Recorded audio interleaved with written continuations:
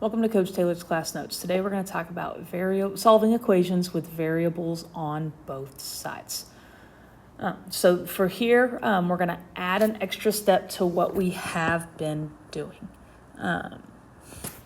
So what we're first going to do is we're going to add or subtract our variable term to one side. So we're going to pick a side, move all of our variables there, and then we're going to move the constants to the other side. And then our last and final step. Actually, let me color code that so that you know what color I'm actually going to be doing that in. And then we're going to multiply or divide by our coefficient, which is going to be step 3.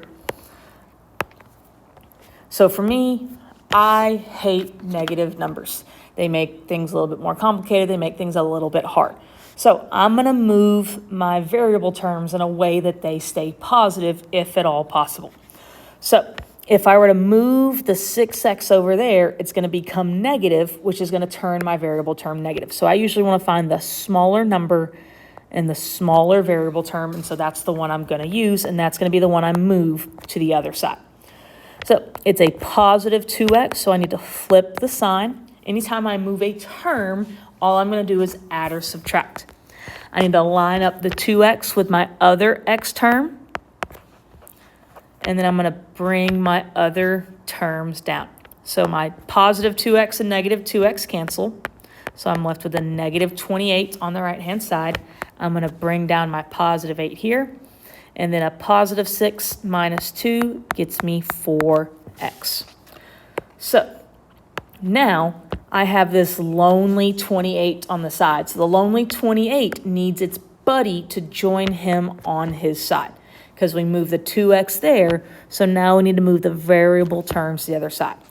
So I need to flip the sign of the 8 because he's going to go join the lonely negative 28. What I do to one side, I have to do to the other. And then I'm just going to bring my variable term down. So my 8's cancel. I bring down my 4x. If they're both negative, I'm going to keep my negative and I'm going to add them, which should get me negative 36. And my final step is just like I've been doing. I'm going to find my coefficient. A number next to a letter means multiply, so that means I have to divide.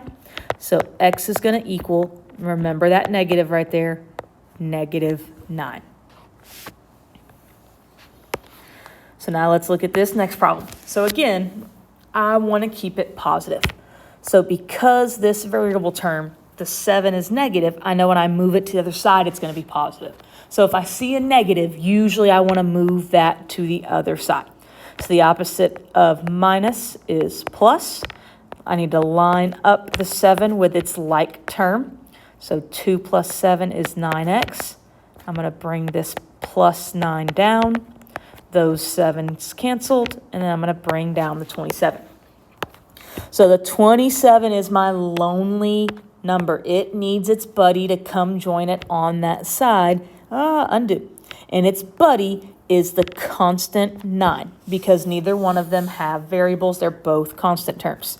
So I need to flip the sign. What I do to one side, I do to the other.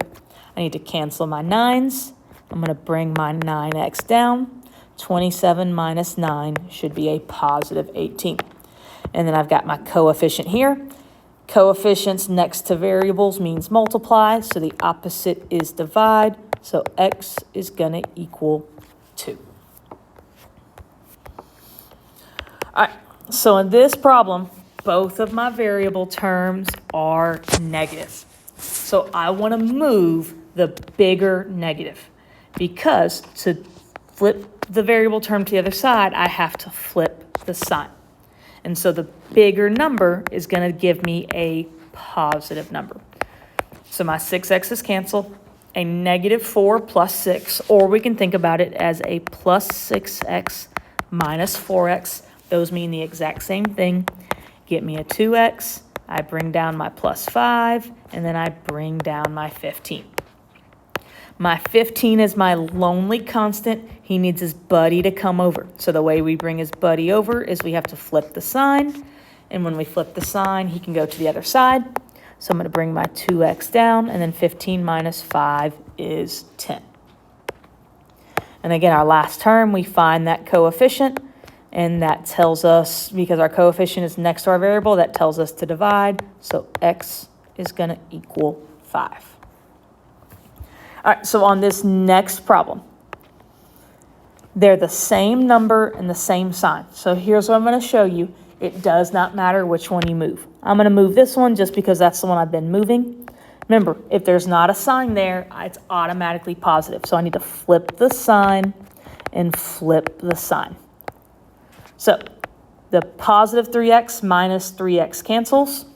A positive 3x minus 3x cancels. So they both go away.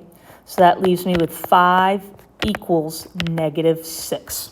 So if my x's or whatever my variable is go away, our answer is no solution. So this problem here has no solution because the x's went away. It does not work because 5 is not the same number as negative 6. And then one last little thing. So if your problem finishes up like this, where you have 4x plus 12 equals 4x plus 12, our answer is going to be infinite many solutions. We don't see that one nearly as much. We see no solutions a lot more. But I just kind of wanted to show you that and show you that it's there.